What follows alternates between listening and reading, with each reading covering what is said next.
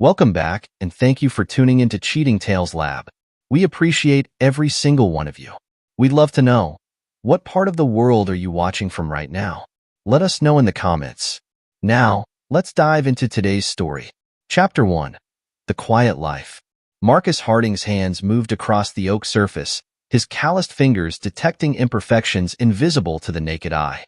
The workshop buzzed with the sound of machinery, but to him, it was a symphony he had conducted for 20 years. Sawdust coated his dark blue work shirt, settling into the creases of his muscled forearms. "Dad, look what I made." Lily's voice cut through the mechanical drone. His 15-year-old daughter held up a small wooden box, her green eyes bright with pride. Marcus set down his tools and wiped his hands on his work pants. "Let me see that craftsmanship." He examined the box, noting the clean joints and smooth finish. "You're getting better at this. Those corner joints are perfect. I learned from the best." Lily hopped onto the workbench, her legs swinging freely. Mom called. "She's not coming home for dinner again." "Some charity thing with Isabel." Marcus's jaw tightened imperceptibly. "Then it's just you and me tonight, kiddo. How about we fire up the grill?" The mention of Serafina's absence didn't surprise him anymore. His wife's social calendar had grown increasingly busy over the past year, filled with events that seemed to multiply like rabbits. She'd come from money, old money that looked down their noses at craftsmen like him. He remembered the day she'd walked into his shop, all designer clothes and perfectly manicured nails, ordering a custom dining set. "You're sure about the materials?" he'd asked back then, noting her expensive taste. "I know quality when I see it," she'd replied, running her fingers along a finished table. "And your work? It's exceptional." They'd fallen hard and fast. She'd seen past his rough edges, or so he'd thought. He'd given her everything he had. His heart, his trust, his loyalty. Values beaten into him through years in the foster system, where betrayal meant survival and trust was a luxury few could afford. The sound of Lily's phone buzzing pulled him from his memories. Her expression changed as she read the message, color draining from her face. "What is it?" Marcus asked, setting down the small box. Lily's fingers trembled slightly. "It's nothing, Lily." His voice carried the weight of authority, tempered by concern. She hesitated, then turned the phone toward him. On the screen was a group chat message. "OMG, just saw Mrs. Harding at La Maison with Rex Vance. They looked pretty cozy face with open mouth." Marcus's expression remained neutral, but something dark stirred behind his eyes. "Who's Rex Vance?" "He's that real estate developer. The one who's always in the local news?" "Mom mentioned him at dinner last month." Lily's voice was small. "Dad."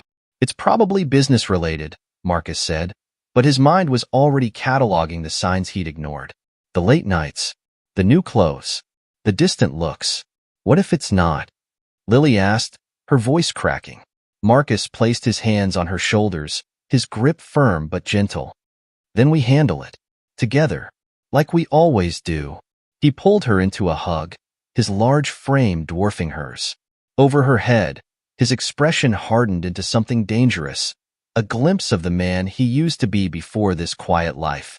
Later that night, after Lily had gone to bed, Marcus sat in his workshop, a glass of whiskey untouched beside him. He pulled out his phone and opened social media, something he rarely did. There it was. A photo from 2 weeks ago at a charity gala. Serafina, radiant in a red dress, standing next to a tall man with perfectly styled hair and an expensive suit. Rex Vance. The caption read, "Oakhaven's finest supporting children's education." Marcus zoomed in on their body language, the slight lean toward each other, the familiar way Rex's hand rested near Serafina's waist. His fingers tightened around the phone until his knuckles turned white. The next morning, Serafina breezed into the kitchen as Marcus prepared breakfast. She wore yoga pants and a designer top, her blonde hair perfectly styled despite the early hour. "Marcus, we need to talk about what Lily saw," she said, pouring herself a coffee. He cracked eggs into a pan, his movements controlled. "Do we? It's not what you think. Rex and I were discussing the community center project. Isabel and others were there too." She touched his arm. "You know how small towns talk." Marcus turned to face her, his dark eyes studying her face. Were they? Serafina's smile faltered slightly. Of course. Don't be paranoid, darling. It doesn't suit you. He noted the slight tremor in her hand as she lifted her coffee cup, the way she wouldn't quite meet his eyes. In the foster homes, he'd learned to read people's tells, to spot the lies before they became knives in his back. You're right, he said, his voice deliberately calm. Small towns do talk. Relief crossed her face too quickly. Exactly. Now, I have a lunch meeting, but I'll be home for dinner tonight. As she left, Marcus watched her through the window, noting how she checked her phone immediately upon entering her car. His hands, still strong from years of working wood, gripped the counter edge. He'd built this life from nothing, crafted it as carefully as his finest pieces. If someone was trying to break it apart, they'd learn why he'd earned the nickname, the Hammer, long before he became a craftsman. The morning passed in a blur of work orders and deliveries. Marcus lost himself in the rhythm of his craft, letting the familiar motions soothe the rage simmering beneath his surface. Around noon, his phone buzzed with a text from Daniel, the Anvil Hayes. Saw something you should know about. Stop by the garage when you can. Marcus arrived at Anvil's garage 30 minutes later. Daniel was under a car, rock music blaring from speakers in the corner. He rolled out when he heard Marcus's boots on the concrete. Brother, Daniel said, wiping his hands on a rag. His muscled frame spoke of his military days, and his eyes held the same hardness as Marcus's. Saw your wife's car at the Golden Oak Hotel yesterday. Wasn't going to say anything, but after what you mentioned about the restaurant, Marcus's expression didn't change, but his voice dropped to a dangerous whisper. What time? Around 2. She wasn't alone. Daniel met his friend's gaze steadily. You need backup? Not yet. Marcus clasped his friend's shoulder. But keep your phone on. The rest of the afternoon passed with Marcus processing this new information. He thought about the man he'd been before, the one who solved problems with his fists rather than his words. The one who'd learned in the foster system that sometimes violence was the only language people understood. He'd buried that man when he met Serafina, transformed himself into someone worthy of her love. Now, as doubt gnawed at his carefully constructed life, he felt that old familiar darkness rising. If his suspicions proved true, someone would learn why they called him the Hammer, and it wouldn't be because of his carpentry skills. Chapter 2. The Call. Marcus stood in his workshop, sanding down a piece of walnut that would become part of a custom bedroom set. The rhythmic motion helped quiet his mind, but the tension in his shoulders betrayed his unease. The conversation with Serafina that morning had left him unsettled, her excuses too practiced, too smooth. His phone rang, Lily's ringtone cutting through his thoughts. He grabbed it, noting the time, 2:15 p.m. She should be in class. Lily? What's wrong? Her voice came through trembling, thick with tears. Dad, Mom's boyfriend is here. Marcus's hand froze on the sandpaper. What? He said you're not coming back and that he's my new dad.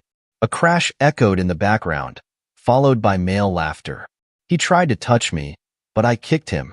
Now he's smashing things and saying he'll teach me to obey. The sandpaper crumpled in Marcus's fist. Where are you? In my room. I locked the door. Another crash, closer this time. He's laughing and saying you're too weak to stop him. Listen to me very carefully. Marcus's voice turned to steel. Stay in your room. Lock the door. Do not open it for anyone but me. I'm coming. He ended the call and moved with deadly purpose to the back of his workshop. Behind a false panel, wrapped in oiled cloth, lay his grandfather's shotgun. He'd kept it as a reminder of the man who'd taught him that protection of family came before all else. The drive home was a blur of controlled rage. Marcus's knuckles whitened on the steering wheel as memories from his past surfaced.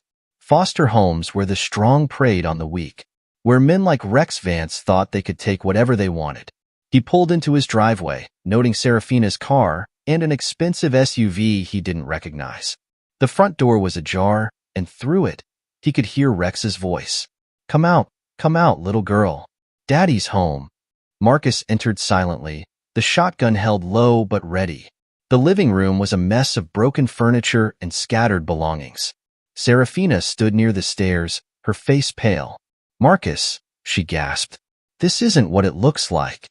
He ignored her, his focus on the man at the top of the stairs. Rex Vance, in his $1,000 suit, turned at the sound of Serafina's voice. His handsome face split into a mocking grin. Well, if it isn't the carpenter. Come to see how a real man handles things. Rex spread his arms wide. Your wife's been telling me all about how inadequate you are. Marcus took the stairs 2 at a time, his movements fluid and predatory. Rex's grin faltered as he realized the man approaching him wasn't the passive craftsman he'd expected. Marcus, please. Serafina called from below. Let's talk about this.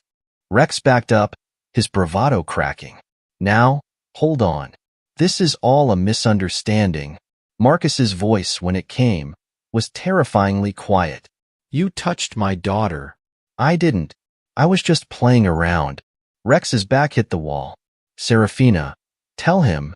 But Marcus wasn't listening anymore. The rage he'd contained for so many years broke free. The shotguns but connected with Rex's jaw in a brutal arc, dropping him to the floor. Blood sprayed across the wall as Rex's head snapped back. Daddy? Lily's voice came through her bedroom door. Stay inside, sweetheart, Marcus called, his tone gentle despite the violence he'd just enacted. Then, to Rex's groaning form, get up. Rex tried to crawl away, but Marcus grabbed him by the collar and dragged him toward the stairs. Each step down brought another pain grunt from the real estate developer. Marcus, stop. Serafina rushed forward. You're going to kill him. Marcus paused at the bottom of the stairs, Rex's collar still in his iron grip. He turned to his wife, and she stepped back at the cold fury in his eyes. You brought this into our home, he said, his voice eerily calm. You brought this man near our daughter. I didn't know he would. She started. You never know, do you, Serafina? He dragged Rex toward the door. You never think about consequences, about loyalty, about trust. Rex tried to struggle, but Marcus slammed him face first into the wall. Please, Rex whimpered, blood dripping from his split lip. I'll leave. You'll never see me again. You're right about that. Marcus hauled him outside and threw him onto the driveway.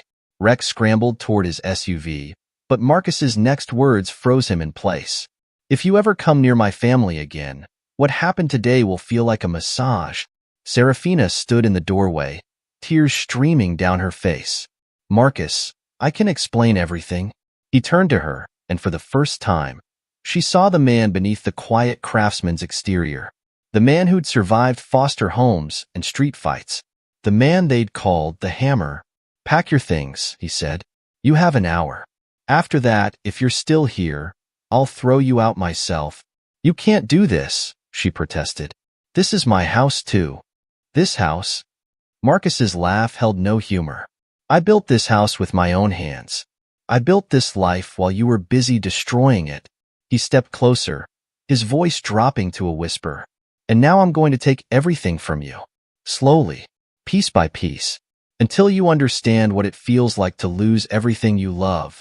He turned away from her and climbed the stairs to Lily's room. His knuckles were white on the shotgun, but when he knocked on her door, his voice was gentle. Lily? It's Dad. You can open up now. The door cracked open, and Lily peeked out. Seeing her father, she threw herself into his arms, sobbing. Marcus held her close, stroking her hair. It's okay, baby. I'm here. No one's going to hurt you. I was so scared, she whispered into his chest. I know, but you were brave. So brave. He pulled back to look at her. Pack a bag, okay? We're going to stay with Uncle Daniel for a few days. As Lily packed, Marcus could hear Serafina moving around downstairs, her heels clicking on the floor. He pulled out his phone and dialed Daniel. Anvil? I need a favor. Can you come to my place? Bring your truck. And Daniel? Things are about to get complicated. Chapter 3. The Declaration. The evening sun cast orange light across Daniel's garage as Marcus sat on a worn leather couch, watching Lily sleep. She'd finally drifted off after hours of tears and questions he couldn't fully answer. Daniel entered quietly, 2 beers in hand. She's tough, like her old man, Daniel said, offering a bottle. Marcus took it but didn't drink. I should have seen it coming. Brother, some snakes hide real well until they're ready to strike. Daniel settled into a chair across from him. Question is, what are you going to do about it? Before Marcus could answer, his phone buzzed. Serafina's name flashed on the screen. He declined the call, only to have it buzz again immediately. And again. You should hear what she has to say, Daniel suggested. Might be useful. Marcus answered on the fourth ring, putting it on speaker. Serafina's voice filled the garage, desperate and pleading. Marcus, please come home. We can talk about this. Rex is in the hospital. You could be arrested. Are you threatening me? Marcus's voice remained eerily calm. No, I'm trying to protect you. Rex's father is powerful. He's asking questions. If you just apologize. Marcus cut her off. Apologize? For protecting my daughter from a man you brought into our home. It wasn't like that. Rex was just what? Marcus's voice dropped dangerously low. Just trying to teach my daughter to obey? Those were his words, weren't they? Silence filled the line. Listen carefully, Serafina, because I'm only going to say this once. Our marriage is over. You are not welcome in my house. You are not welcome near my daughter. And if you or Rex try to threaten me again. He paused, letting the implications sink in. Well, you saw what happens when someone threatens my family. Marcus, please, she whispered. I love you. He laughed, a sound devoid of warmth. No, you love what I could give you. Status, stability, a cover for your affairs. But you never loved me. His voice hardened. And that was your biggest mistake. What do you mean? You'll see. Everything you built on lies. Your social status, your reputation, your comfortable life. I'm going to take it all away. Slowly, carefully, until you understand what it feels like to lose everything. You wouldn't dare, she hissed, her pleading tone replaced by anger. I'll ruin you. You can try. Marcus's voice carried the weight of his promise. But remember, I learned a long time ago how to survive, how to fight. You've just been playing at life, Serafina. Now you'll learn what it means to lose. He ended the call and turned to Daniel. I need your help fixing up the house. Rex did some damage. You know I've got your back, Daniel said, rising from his chair. But what's your plan? Marcus stood, his frame silhouetted against the garage lights. First, we document everything. The damage to the house, Rex's threats, all of it. Then we get a restraining order, not just against Rex, but against Serafina too. I won't have her near Lily after this. She won't take that lying down. No, Marcus agreed, his eyes hardening. She won't. That's what I'm counting on. They drove back to the house, finding it empty but still bearing the scars of the afternoon's violence. Broken furniture littered the floor, and there were dents in the walls where Rex had lost control. Marcus moved through the rooms, taking photos with his phone, his jaw tightening at each new sign of destruction. In Lily's room, he found her books scattered across the floor, her desk overturned. The sight of her violated space made his hands shake with renewed fury. Daniel appeared in the doorway, reading his friend's expression. We'll fix it all, Daniel assured him. Make it better than before. Marcus nodded, but his mind was already racing ahead. She'll try to spin this. Paint me as the violent one, the unstable ex-foster kid who snapped. Let her try, Daniel said, starting to write the furniture. People in this town know you. They've seen how you are with Lily, how you've built your business. They won't buy it. As if on cue, Marcus's phone buzzed with a text from an unknown number. It was a link to a social media post, Serafina's account. She'd already started her campaign, posting about escaping an abusive situation and how appearances can be deceiving. Marcus showed the phone to Daniel. See? It begins. What are you going to do? Marcus pocketed his phone, his expression cold but determined. Nothing. Not yet. Let her make her moves. Let her think she's winning. The bigger the lie, the harder the fall. They worked into the night, restoring order to the house. As they cleared away the last of the broken furniture, Marcus paused, holding a framed photo he'd found under some debris. It showed him, Serafina, and Lily at a family picnic 2 years ago. They looked happy, normal. It had all been a lie. He placed the photo face down on a shelf. Daniel, I need one more favor. Name it. Take Lily to school tomorrow. I need to make some arrangements, and I don't want her alone. Daniel nodded, understanding the unspoken concern. You think Rex might try something? No, Marcus said, his voice carrying a dangerous edge. He's a coward. But Serafina, she's desperate now. And desperate people do stupid things. Later that night, after Daniel had left and the house was quiet, Marcus sat in his workshop. The familiar smells of wood and varnish surrounded him, but they brought no peace tonight. He pulled out his phone and began making notes, names, dates, connections. Everything he knew about Rex Vance, about Serafina's social circle, about their patterns and habits. In the foster system, he'd learned that knowledge was power. That to survive, you had to know your enemies better than they knew themselves. He'd buried those instincts when he married Serafina, tried to be the man she claimed to want. But now, as he cataloged her betrayals, he felt the old skills returning. The sound of a car passing slowly by the house made him look up. Through the workshop window, he caught a glimpse of Serafina's red BMW. She was watching, probably hoping to see signs of regret, of weakness. Instead, Marcus stood in full view of the window and stared directly at her car. Even from this distance, he knew she could feel the weight of his gaze. The car accelerated away, and Marcus allowed himself a grim smile. She'd come looking for cracks in his armor, for signs that she could manipulate him back into line. Instead, she'd found the man he used to be, the one they called the Hammer, staring back at her. Tomorrow, he would begin dismantling her carefully constructed world. But tonight, he had preparations to make. He opened his laptop and began composing an email to his lawyer. The subject line read, Emergency Restraining Order Request, Domestic Violence. The quiet of the night settled around him as he worked, broken only by the sound of his typing and the occasional creak of the old house settling. In Lily's room upstairs, a light still burned. She'd asked to sleep at home tonight, wanting to reclaim her space. Her courage made his heart swell with pride even as it fueled his resolve. They had tried to break into his world, to shatter what he'd built. Now they would learn why that had been a terrible mistake. Marcus the Hammer Harding hadn't earned his nickname through weakness, and by the time he was done, both Serafina and Rex would understand exactly what they'd awakened. As the first hints of dawn began to color the sky, Marcus finally closed his laptop. Phase 1 was complete. The legal groundwork laid, the trap set. Now all he had to do was wait for them to make their next move. And they would, people like Serafina and Rex always did. Their pride wouldn't let them do anything else. He climbed the stairs quietly, checking on Lily before heading to his own room.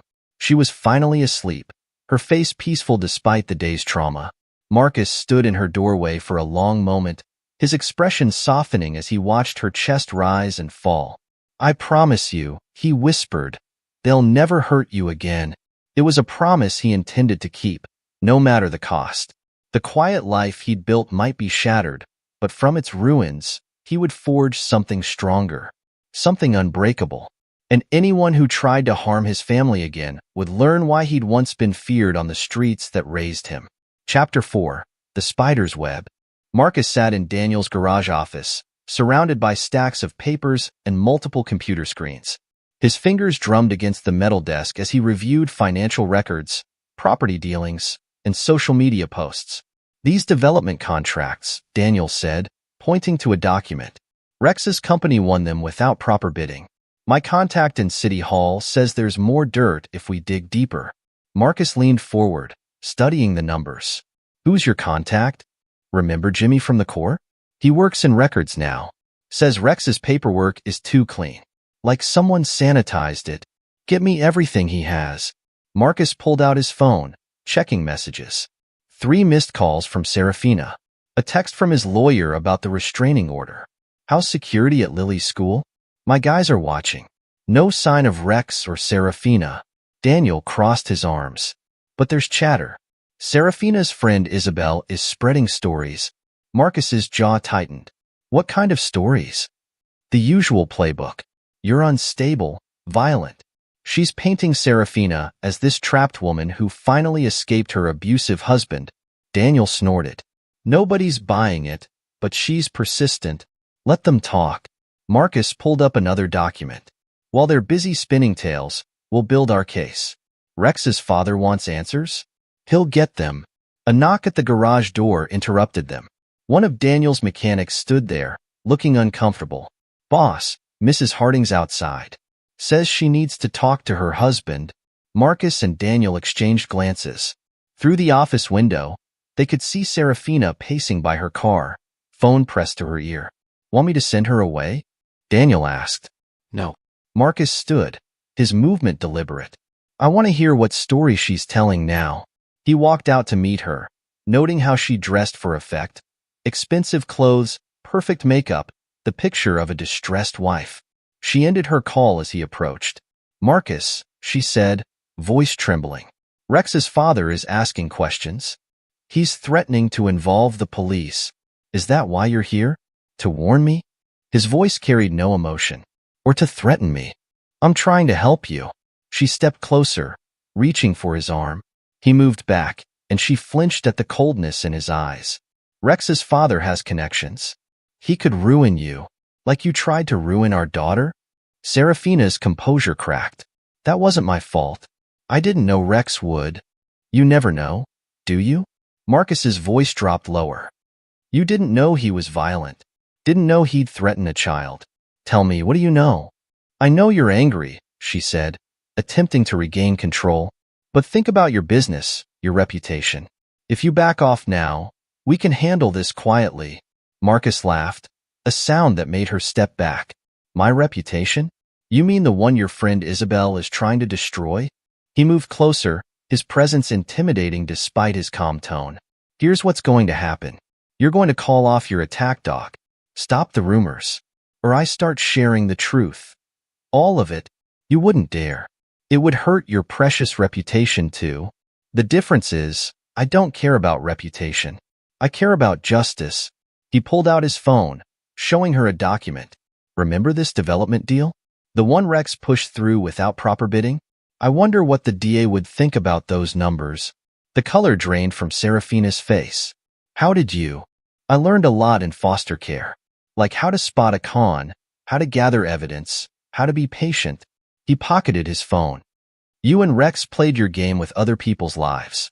Now you'll learn what happens when someone plays back. Marcus, please, she whispered, her mask crumbling. We can fix this. No, we can't. But I can fix what you broke. He turned to leave, then paused. Oh, and Serafina? Tell Isabel that if one more rumor about me surfaces, I'll start sharing what I know about her husband's offshore accounts. He walked away, leaving her staring after him. Inside the garage, Daniel waited. She'll run straight to Rex, Daniel said. Good. Marcus picked up his jacket. Let them panic. Desperate people make mistakes. Later that evening, Marcus received a text from an unknown number. It contained a video, security footage from La Maison restaurant, showing Serafina and Rex in an intimate moment months ago. Another text followed. There's more where this came from. Thought you might want to know what else they've been hiding. Marcus forwarded the video to his lawyer, then dialed Daniel. We've got another player in the game. Someone's sharing proof of their affair. Friend or foe? Daniel asked. Doesn't matter. We'll use it all. Marcus opened his laptop, beginning a new document. Time to show them what real revenge looks like. Across town, Serafina sat in her hotel room, frantically dialing Rex's number. When he finally answered, his voice was slurred with pain medication. They're digging into the contracts, she said without preamble. Marcus knows about the bidding process. Impossible, Rex groaned. Those records were cleaned. Well, he has them. And he's not stopping there. She paced the room. Your father's pressure isn't working. If anything, it's making him more determined. Then we push harder, Rex said. Get Isabel to amp up the stories. Paint him as a monster. You don't understand. He knows about Isabel's husband's accounts. He's 3 steps ahead of us. There was silence on the line. Then Rex spoke, his voice heavy. My father can't know about those contracts. If this gets out, what are we going to do? Whatever we have to. I'm not letting some furniture maker destroy everything I've built. But as Serafina ended the call, she felt the first real stirrings of fear. She'd seen something in Marcus's eyes today. Not anger, not hurt, but a cold, calculated purpose. She remembered how he'd been when they first met, the hints of his past that he'd shared. She'd thought she'd tamed that part of him. Now she realized she'd never tamed anything. He'd simply chosen to be different, to be better. And she destroyed that choice. Her phone buzzed with a text from Isabel. "We need to talk. Things are getting complicated." Serafina stared at the message, understanding that her carefully constructed world was beginning to unravel. She thought Marcus would break, would rage and storm, giving her the ammunition she needed to destroy him. Instead, he was dismantling her life piece by piece, with the same patience he used to craft his furniture. She'd wanted more than his simple life could offer. Now she was learning that simple didn't mean weak, and that she'd underestimated the man she'd married in ways she was only beginning to understand. Chapter 5. The Anvil's Blow. The news broke on a Tuesday morning. Local developer faces investigation over fraudulent contracts, screamed the headlines. Marcus read the article with satisfaction, noting how the journalist had used the evidence perfectly, weaving a tale of corruption and deceit that would be impossible to deny. His phone rang. "Daniel, it's hitting all the major outlets. Rex's father just called an emergency board meeting. How's our friend at the paper? Says he's got more stories ready to go. The tip line is blowing up. Seems like everyone has a Rex Vance story they want to share." Marcus checked his email, finding a message from his lawyer. The restraining order had been granted, not just against Rex, but against Serafina as well. The evidence of Rex's violence, combined with Serafina's enabling of it, had convinced the judge. "Mr. Harding?" His secretary's voice came through the intercom. "There's a Ms. Moreau here to see you." Marcus raised an eyebrow. Isabel Moreau, Serafina's spider, coming to his territory? "Send her in."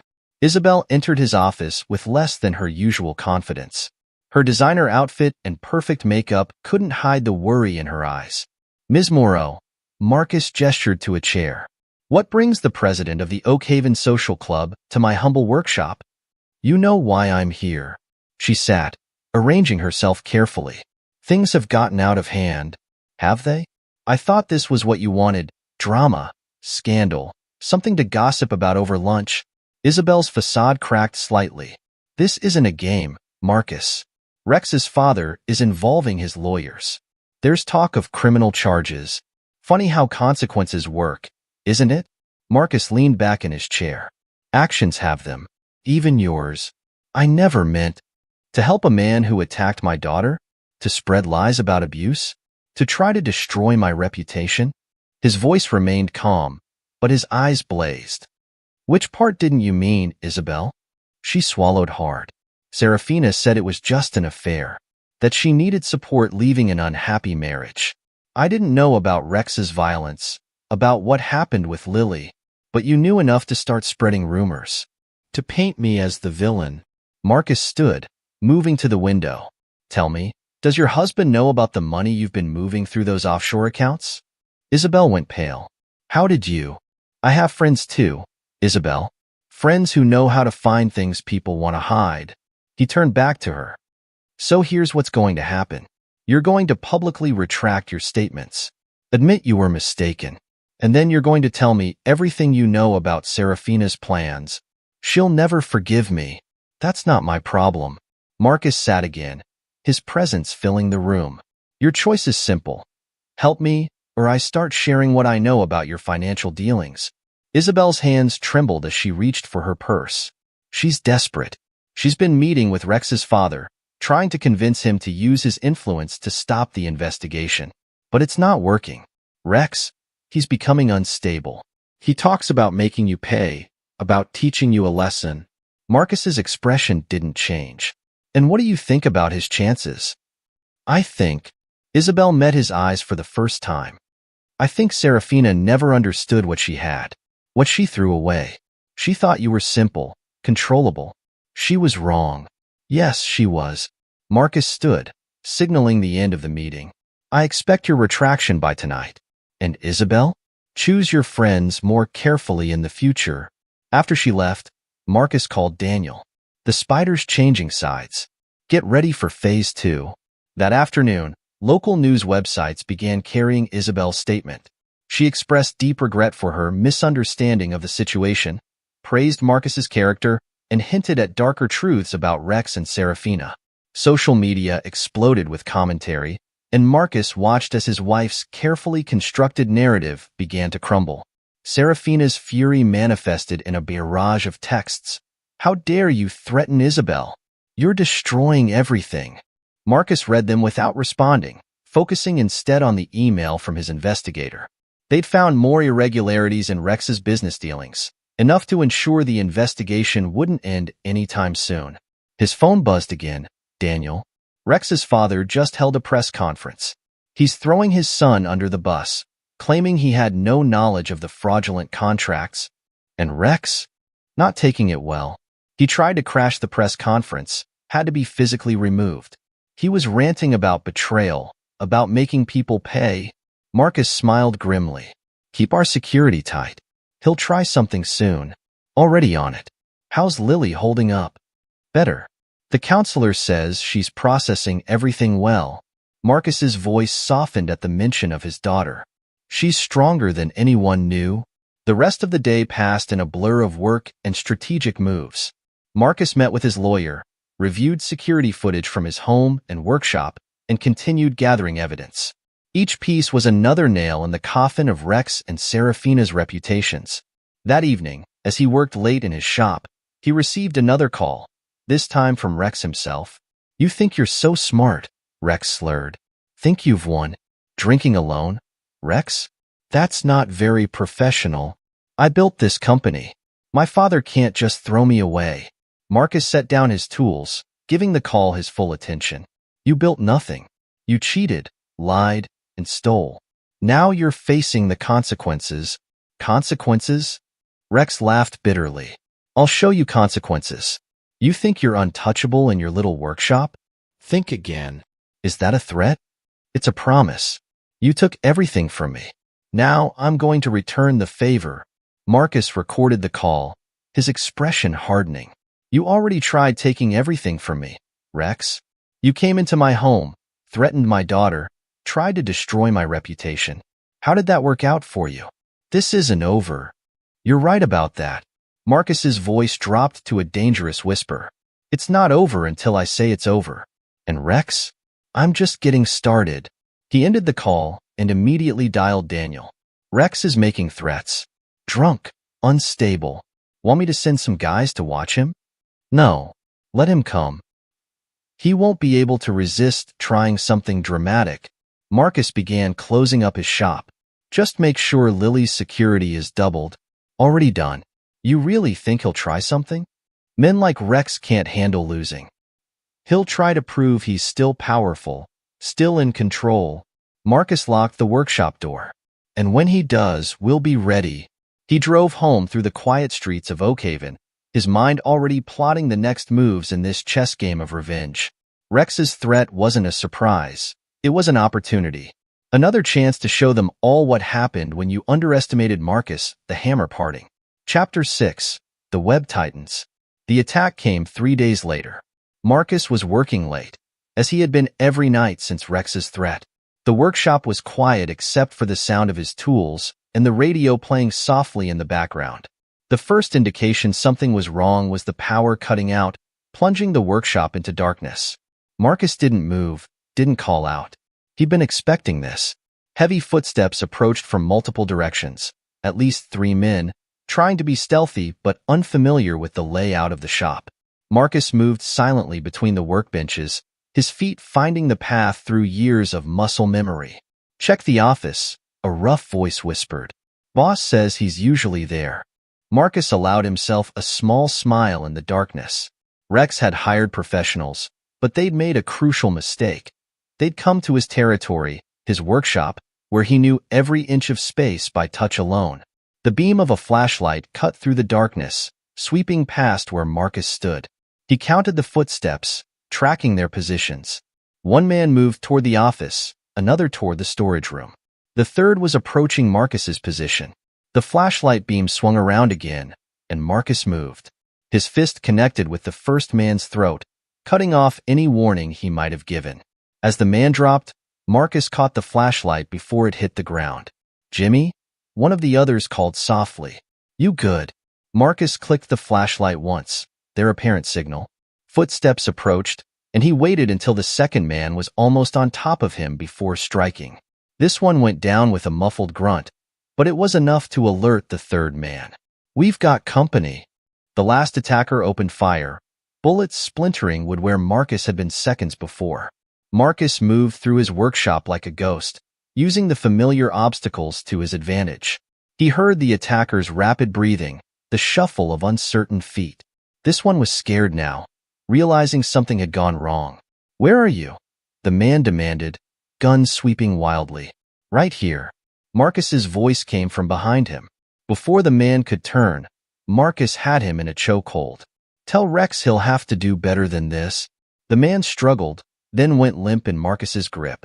Marcus held on for a few more seconds before letting him slump to the floor. Light flooded the workshop as Daniel flipped the power back on. He stood in the doorway, phone in hand. "Got it all on camera," Daniel said, stepping over one of the unconscious men. "Police are 3 minutes out." Marcus nodded, surveying the scene. "Check their phones. I want to know who hired them." They worked quickly, gathering evidence. The men carried no ID, but their phones told the story. Text messages from a burner number, payment details, instructions for the hit. Police sirens wailed in the distance as Daniel held up one of the phones. "Look at this. They were supposed to rough you up. Take pictures. Make it look like you attacked them first."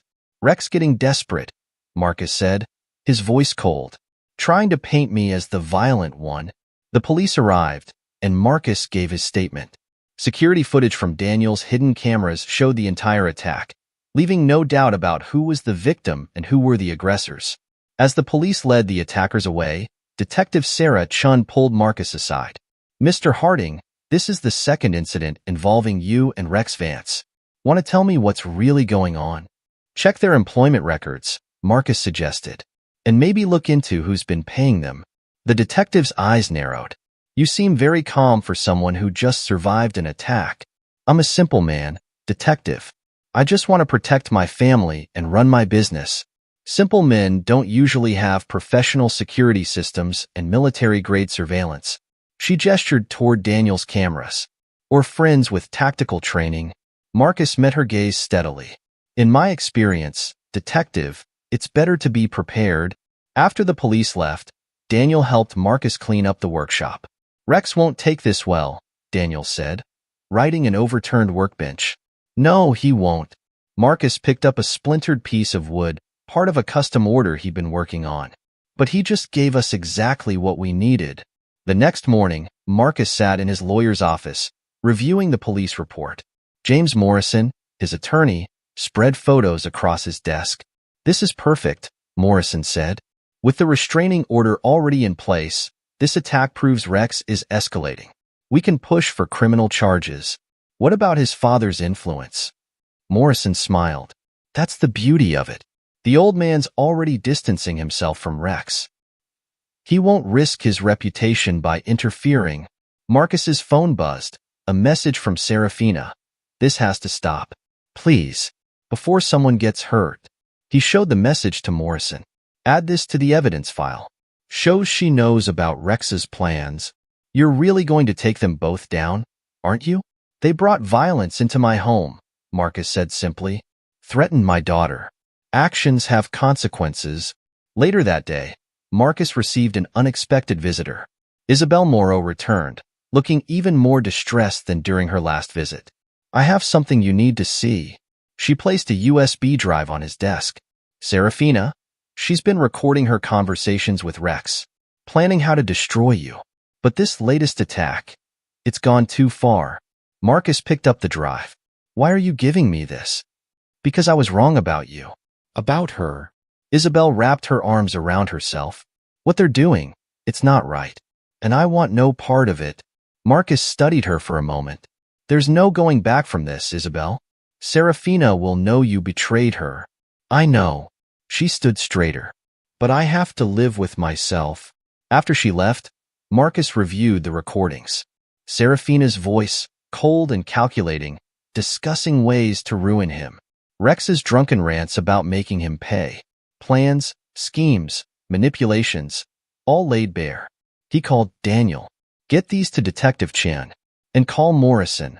We're ready for the final phase. You sure about this? Daniel asked. Once we pull this trigger. They had their chances to back off, Marcus said. Time to end this. The next day, Marcus drove to Serafina's hotel. She met him in the lobby, her usual poise shaken by the dark circles under her eyes. Come to gloat? She asked. No. Came to give you one last chance. He placed a document on the table between them. Sign the divorce papers. Walk away. Take what's left of your reputation and disappear. Or what? Or tomorrow, everything comes out. The affair, the fraud, your part in Rex's attack. He stood. Your choice. You'd really destroy me? After everything we had? Marcus looked at her, seeing not the woman he'd loved but the manipulator she'd always been. You destroyed us the moment you chose him over our family. I'm just finishing what you started. He left her there, staring at the papers. In his car, he called Morrison. Be ready. Whatever she chooses, tomorrow we release everything. It'll be nuclear, Morrison warned. No going back. Good. Marcus started his car. Sometimes the only way forward is through the fire. He drove home to Lily, to their quiet dinner together, to the peace of his workshop. Tomorrow would bring chaos, but tonight, he could take satisfaction in knowing that justice was coming. The hammer was about to strike one final time, and this blow would shatter everything Rex and Serafina had built on their foundation of lies. Chapter 7. The Final Stand. Lily sat at her desk, trying to focus on homework when the text arrived. I need to see you. Please. Your mother loves you. Mom. She showed the message to Marcus, who stood at her doorway. She won't stop, will she? No, Marcus said, his voice gentle but firm. But it's your choice if you want to see her. Lily stared at the message. I want to know why. Why she let him hurt me. Marcus's jaw tightened, but he nodded. Then meet her. But not alone. The meeting was set for a local cafe. Marcus watched from his truck across the street as Lily walked in. Daniel sat in another vehicle, ready to intervene if needed. Serafina was already waiting, her designer clothes and perfect makeup a stark contrast to her haunted expression. She stood when Lily approached, arms outstretched for a hug that Lily didn't return.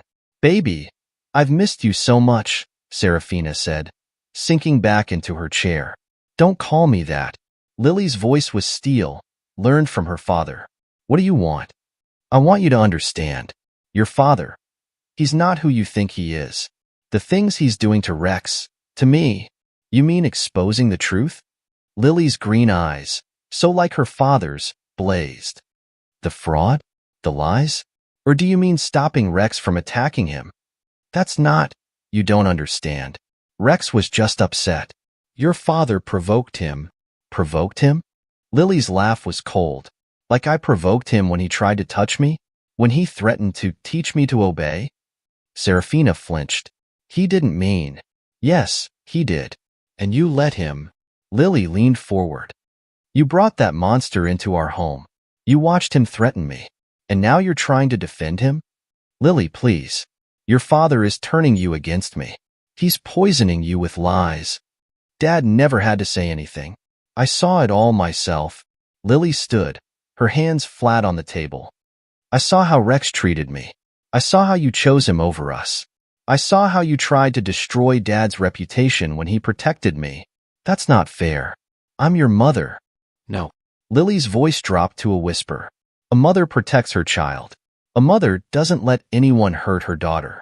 You're just the woman who gave birth to me. She turned to leave, but Serafina grabbed her arm. You can't talk to me like that. I raised you.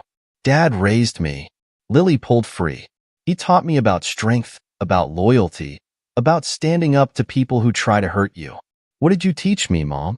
How to lie. How to betray people who love you. Your father is destroying everything. Our family, our life. You destroyed it first. Lily's voice cracked slightly. When you chose Rex over us. When you let him threaten me. When you tried to ruin Dad for protecting me. Serafina's face hardened. You're just like him. Cold. Unforgiving. Thank you. Lily smiled, and in that moment, she looked exactly like Marcus. That's the nicest thing you've ever said to me. She walked out, leaving Serafina staring after her. Outside, she climbed into Marcus's truck, tears finally falling. You okay? He asked softly. She tried to make me hate you. Lily wiped her eyes. Said you were destroying everything. Marcus started the engine. What do you think? I think. Lily straightened in her seat.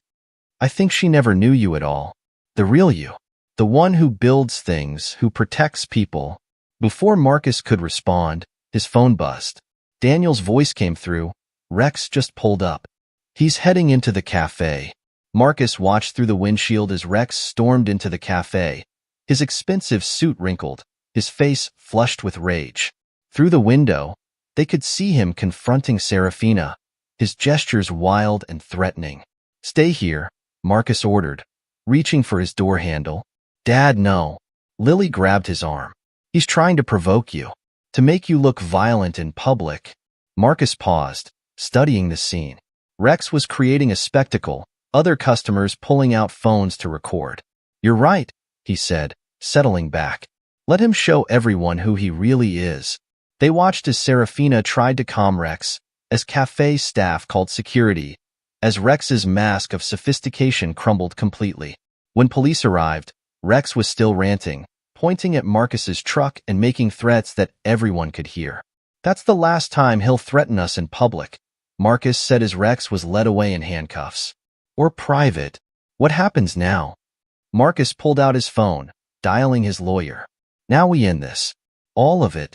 Later that night, Marcus worked in his shop, preparing for what he knew would come. Rex, out on bail, wouldn't let this humiliation stand. He'd try one last desperate move. The security system's silent alarm pulsed on Marcus's phone. Right on time. He moved into position, watching through the security feeds as Rex crept around the building. This time he was alone, no hired thugs, no backup plan. Just a desperate man with nothing left to lose. The back door opened silently. Rex must have gotten a copy of the key from Serafina.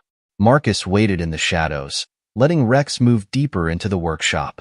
I know you're here, Rex called out, his voice slurred. Come face me like a man. Like you faced my daughter? Marcus's voice echoed through the space. Or like you faced me with hired thugs? Rex spun around, a gun shaking in his hand. You ruined everything. No, Rex. You did that yourself. Marcus stepped into view, empty hands raised. Look at you now. The great Rex Vance, breaking and entering, waving a gun around. What would your father think? Shut up. Rex's face contorted. My father abandoned me because of you. My business is gone because of you. Your father abandoned you because you're a fraud. Your business is gone because you're a criminal. Marcus took a step forward. And now you're here, proving everything I said about you was true. The gun wavered. Stay back. Or what? You'll shoot me? Add murder to your charges? Another step. Go ahead. Show everyone exactly who you are. Rex's finger tightened on the trigger, but Marcus was already moving. The gun went off, the bullet splintering wood as Marcus closed the distance. His fist connected with Rex's jaw, sending him stumbling backward. The gun clattered away as Rex swung wildly, his businessman's hands no match for Marcus's calloused fists. Each punch was precise, calculated, breaking down Rex's defense until he slumped against a workbench. Please, Rex gasped, blood streaming from his nose. Don't kill me. Marcus picked up the gun, emptied the clip. I'm not going to kill you, Rex. I'm going to let you live. Live to see everything you built turn to dust. Live to watch from a prison cell as your name becomes synonymous with fraud and corruption. Police sirens wailed in the distance. The silent alarm had done its job. The security cameras caught everything, Marcus said, zip-tying Rex's hands. The break-in, the gun, your confession. It's over. As police led Rex away for the second time that day, Detective Chen approached Marcus. You knew he'd come. Men like Rex are predictable. They can't stand losing control. She nodded toward the workshop. You could have killed him. Would have been justified, him having a gun. Death would be too easy.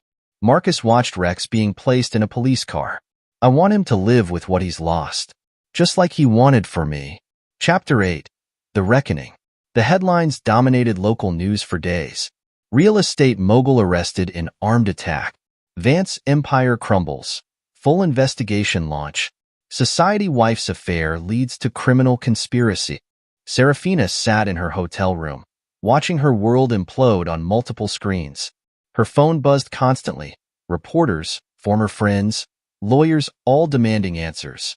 Isabel had publicly denounced her, sharing details of Serafina's manipulation and lies. A knock at her door made her jump. The hotel manager stood there, looking apologetic but firm. "I'm sorry, Mrs. Harding, but your credit cards have been declined. We'll need another form of payment." She tried card after card, all declined. Her accounts frozen pending investigation into her role in Rex's crimes. The manager's sympathy turned to embarrassment as she was escorted out, her designer luggage piled into a taxi with nowhere to go. Across town, Marcus sat in a press conference, his lawyer beside him. Reporters fired questions about Rex's attack, about the evidence of corruption, about Serafina's involvement. "Mr. Harding, how long have you known about Mr. Vance's illegal activities?" "I knew Rex Vance was corrupt the moment he threatened my daughter," Marcus replied, his voice carrying through the room. "The illegal contracts, the fraud, the violence. It's all part of who he is, who they both are." "Are you referring to your wife?" "Ex-wife," Marcus corrected. Serafina chose to align herself with a criminal. She chose to support him when he threatened a child. Everything that's happening now is the result of those choices. The questions continued, but Marcus remained composed, letting the evidence speak for itself. The recordings Isabel provided, the documentation of fraud, the security footage of Rex's attacks, it created an undeniable picture of corruption and betrayal.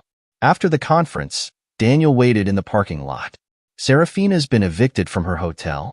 She's trying to contact her family." "They won't help," Marcus said, loosening his tie. "Not after what came out about their foundation's connection to Rex's fraud.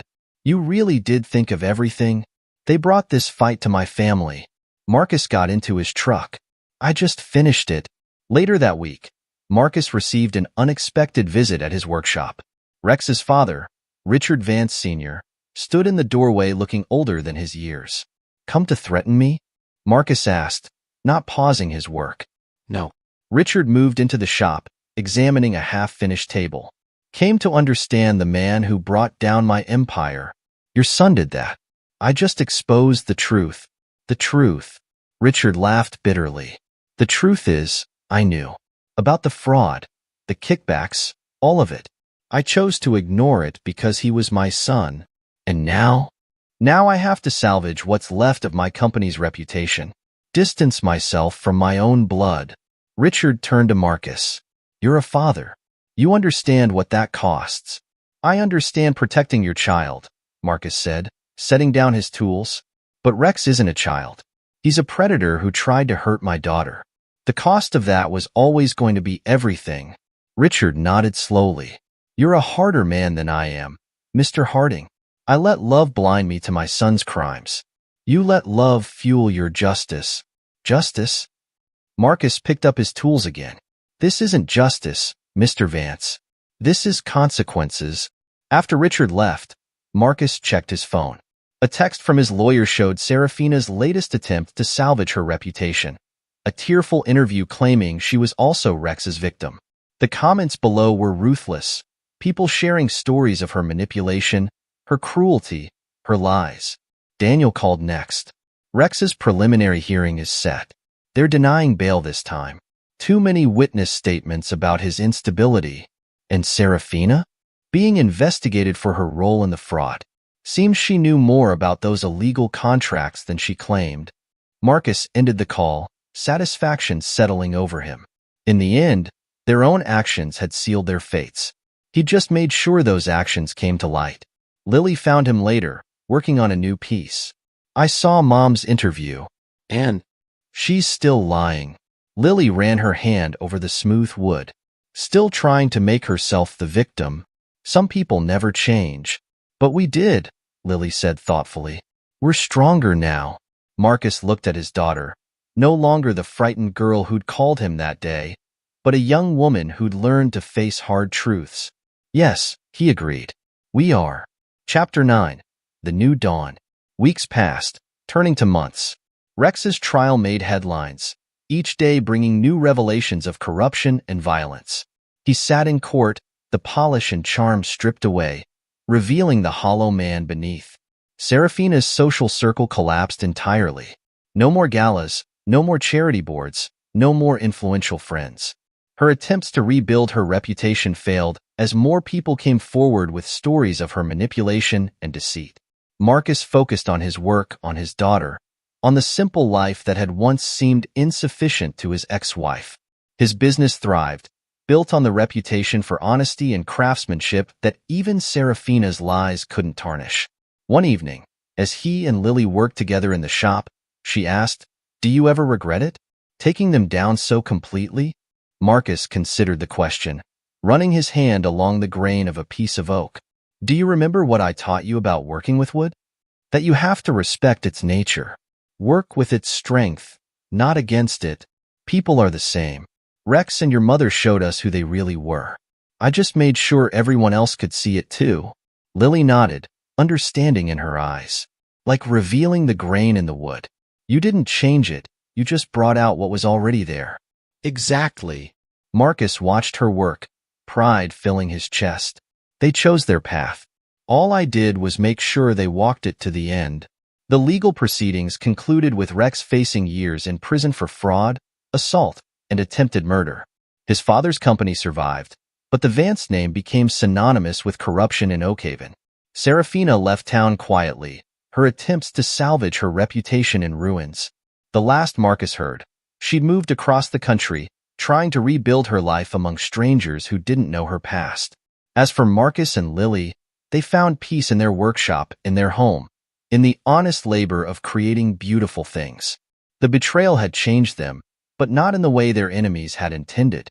Instead of breaking them, it had revealed their strength, their resilience, their unshakable bond.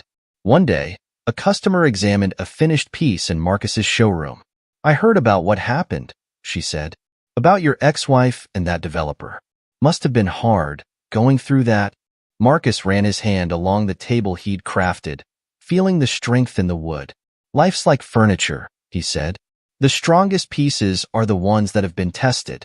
You just have to know how to work with what you're given." The customer nodded, understanding the deeper meaning. "And now? Now we build something new?" Marcus looked through the window to where Lily worked in the shop, her movements sure and confident. Something better.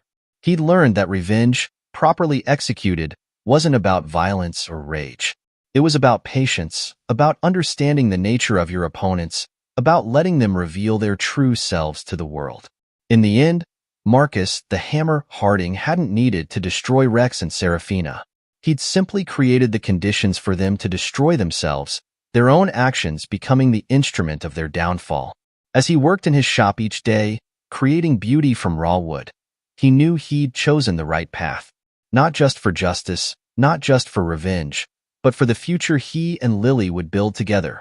A future built on strength, on truth, on the unshakable foundation of trust between father and daughter. Epilogue. 5 years later, Marcus stood in his expanded workshop, now triple the size of his original space, watching a group of apprentices work under Lily's supervision.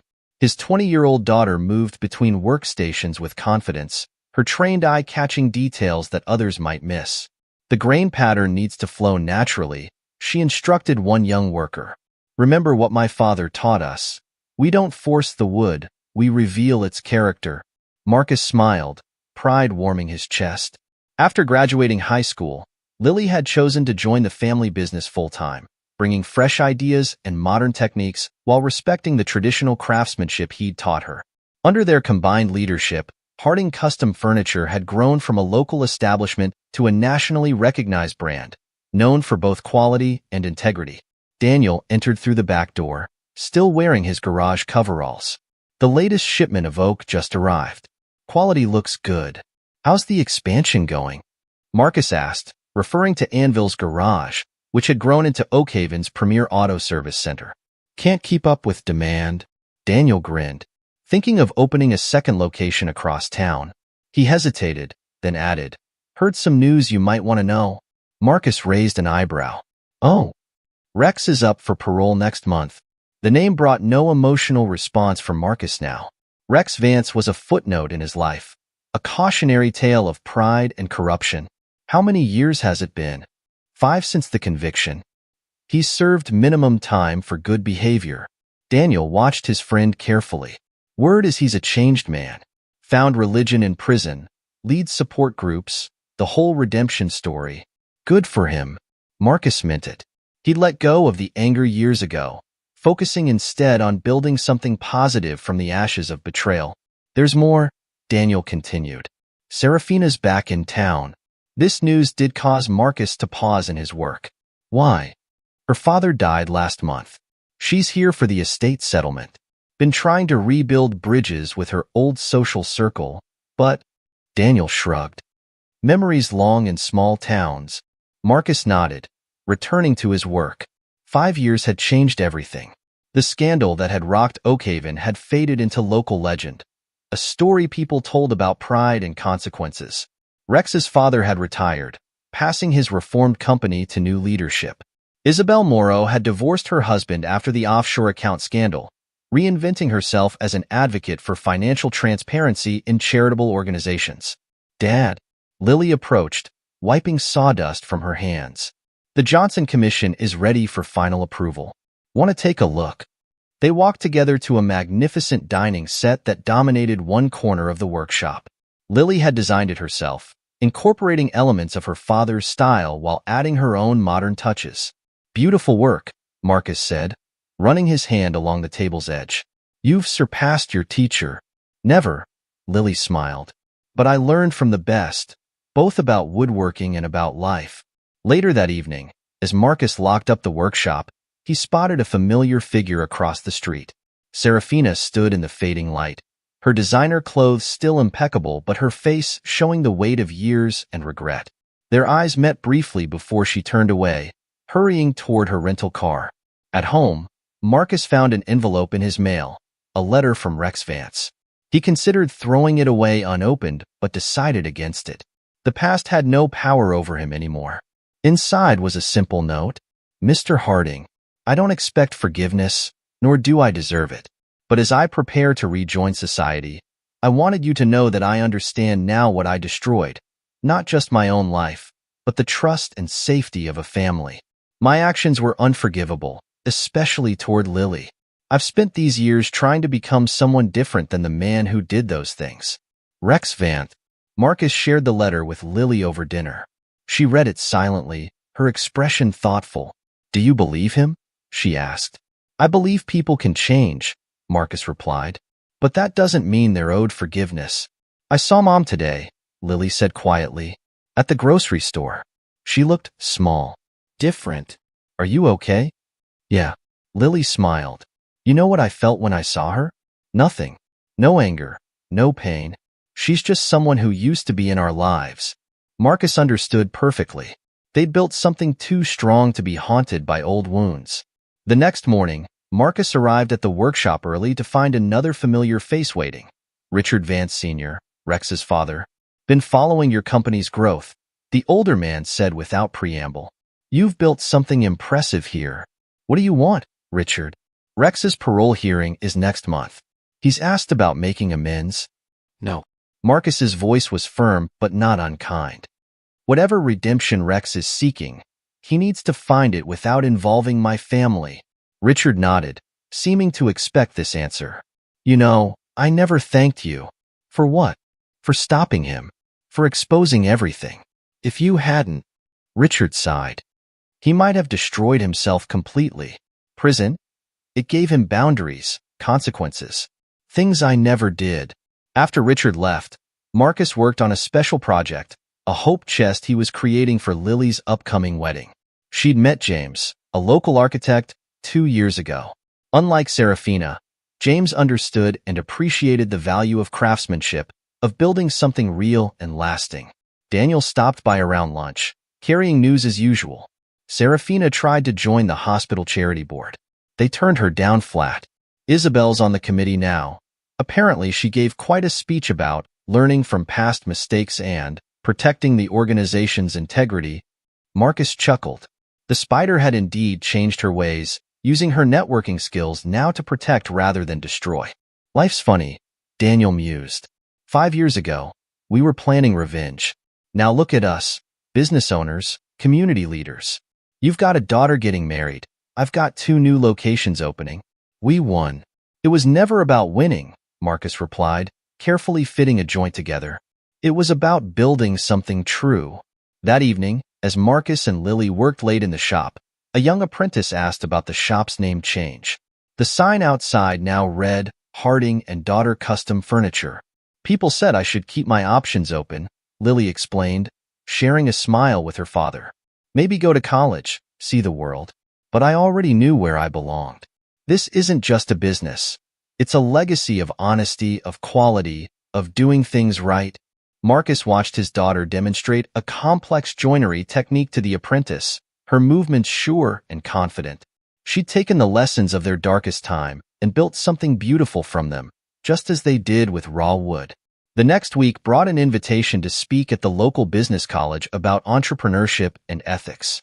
Marcus had become something of a local legend, not for the scandal, but for how he'd handled it. Students wanted to hear about maintaining integrity in the face of adversity, about building a business on principles rather than just profit. During the lecture, a student asked about forgiveness and second chances in business. Forgiveness is personal, Marcus answered. But trust? Trust is earned through actions, not words. The same principles apply whether you're crafting furniture or rebuilding a reputation. You can't cut corners, can't fake quality. People see through that eventually. After the lecture, Marcus drove past the old Vance building, now housing a tech startup. Rex's empire had crumbled, but something new and potentially better had grown in its place. It was the way of things, destruction and renewal, breaking down and building up. At home, he found Lily reviewing wedding plans.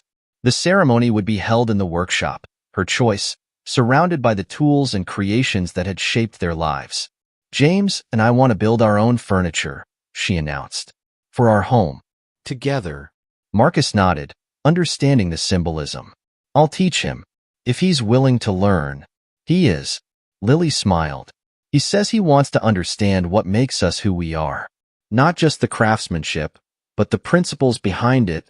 Later that night, Marcus sat in his workshop alone, working on Lily's hope chest. Each piece of wood was carefully chosen, each joint perfectly fitted. It would be his wedding gift to her. Not just a beautiful piece of furniture, but a symbol of everything they'd built together. He thought about the changes 5 years had brought. Rex finding purpose in prison. Serafina learning to live with the consequences of her choices. Isabel redirecting her talents toward positive ends. Even Richard Vance, finally facing his role in his son's downfall. But the most important changes were closer to home. His relationship with Lily had grown stronger through adversity. Their business had flourished, built on a foundation of trust and quality. They'd taken the worst life could throw at them and crafted something beautiful from it. The hope chest was nearly complete. Marcus ran his hands over the smooth wood, feeling the strength in its joints, the character in its grain. Like their lives, it was something built to last, something that would grow more beautiful with time and care. Next week, Rex's parole hearing would happen. Serafina would eventually leave town again. Life would go on. But here in his workshop, with the evidence of his life's work surrounding him, Marcus knew he'd chosen the right path. Not the path of endless revenge, but the path of building something better from the wreckage of betrayal. The hope chest would hold Lily's treasures, just as their workshop held their shared legacy. A legacy not of bitterness or revenge, but of creation, of growth, of turning raw materials into something fine and lasting. As Marcus added the final touches to the chest, he reflected on the lesson he'd learned and taught. True strength isn't in destroying things, but in building them. Not in holding on to anger, but in crafting something too beautiful for anger to touch. The workshop lights glowed warm against the evening darkness, and inside, Marcus Harding continued his life's work, not just shaping wood, but shaping a legacy of integrity, craftsmanship, and unshakable bonds. The past had tried to break them, but instead, it had only revealed their true grain, their essential character, strong and beautiful and built to last. This is where our story comes to an end. Share your thoughts in the comments section. Thanks for your time. If you enjoy this story, please subscribe to this channel. Click on the video you see on the screen, and I will see you there.